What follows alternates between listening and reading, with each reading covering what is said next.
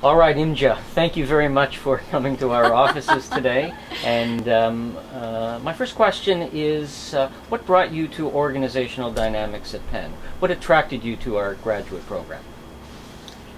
At that time, I was looking into other programs also, as well as the organizational dynamics. I wanted to look into MBA program and this, but MBA program is more focused on other subject than I am interested in. I have been interested in civic work and also women's issues and different organizational issues. So I wanted to learn more about the organization. So this program perhaps was broader, gave you more latitude than, say, an MBA program that you were looking at the time. Right. MBA program seems focused on more on finance and making money. And this one is different. Well, making money is not a bad thing. Oh, right, right. Surely it's not bad, but I was in real estate business actually, and I was a top seller for many years. But I wanted to do more, to do something more valuable to me in my life. I understand. So at the time you were working and then you attended classes. So what kinds of classes had the most impact on you? How did you use the knowledge gained and take that into your life? Some courses like Supreme Court and Great Principles, which shaped America. That really gave me the real profound impact to my life, because I never think about America, how it shaped and what was a really great principle. And I learned about the pilgrims and everything. But still, those things I learned really shaped my life. Okay. And any other courses that had an international focus, did that influence you as well? Well, I went to two overseas programs. That also opened my eyes, because I have never been in Europe, and as well as in other Asia. I came from Korea.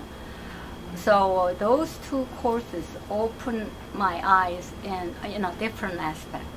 And also the professors who accompanied the student really give me the great impression also. So after I came back from European trip, I took the course of Dr. Henry Tuney, and his human rights course really gave me the great impact on my life. So I create a nonprofit called Women's Development Institute International while I was still at Penn taking this course.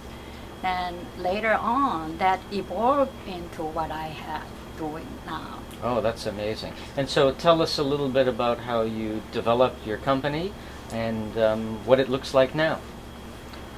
Well, I created the organization Women's Development Institute International to 1996. And then I did that as my side hobby, actually, because I had a full-time job all along. But in 2001, my mother had a cancer surgery, and I brought her home because if I send her to nursing home, she would not be able to communicate. Also, she cannot eat American food. So when I brought her home, she weighed 62 pounds, and I had to drop everything in order to take care of her. So for about 8 months, I was really couldn't do anything. So later I found a home health aide transferring from Connecticut, so I hired her immediately, and I decided to create a non-profit home care agency, because that was not existed in entire Pennsylvania. So it took me about a year to prepare the opening. So finally I opened the agency in 2005 in January. That's amazing. And yeah. you learned some of these skills from your coursework in organizational dynamics? Yes, many of us that because I learned how to write. Actually, in order to do the homework for dynamic course, I had to study because my native tongue is not English language. So for other people who it may take 2 hours, it took me 10 hours to do that homework. And that really also helped me to write in grant writing, and also it helped me to have a relationship with the nonprofit funders. So that later helped me, and the course, of course, the basic concept how this country work really helped me. That's great. And about your organization now, well, what is its size? What is its scope? Right now, we have about 140 home health aide and other administrative workers, and we also taking care of about 175 patients.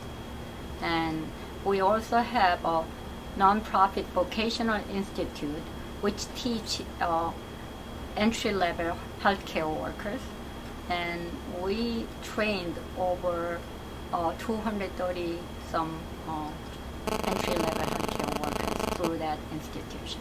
Well, that's wonderful. Thank you very much for talking.